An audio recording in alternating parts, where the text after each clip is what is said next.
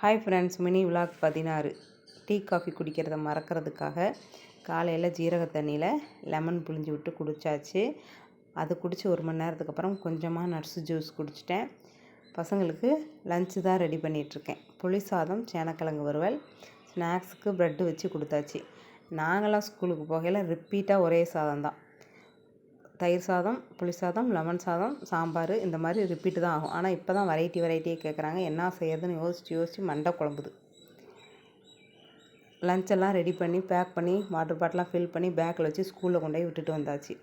என்னோடய பிரேக்ஃபாஸ்ட்டு பார்த்திங்கன்னா, முளைக்கட்டின பச்சை பயிறு மாதுளை சேர்த்து பிரேக்ஃபாஸ்ட்டாக சாப்பிட்டேன். ஏன்னா வெயிட் லாஸ் போயிட்டுருக்கு, அதனால். லஞ்சு பார்த்திங்கன்னா ராகி அடை செஞ்சு சாப்பிட்டேன். ஈவினிங் வாக்கிங் போயிட்டு வந்தாச்சு. இப்படி தான் இன்றைக்கி எங்களோட டே இருந்துச்சு. உங்களுக்கு எப்படி அப்படின்றத சொல்லுங்கள். தேங்க்ஸ் ஃபார் வாட்சிங் ஃப்ரெண்ட்ஸ். அடுத்த வீடியோவில் பார்க்கலாம். பாய்.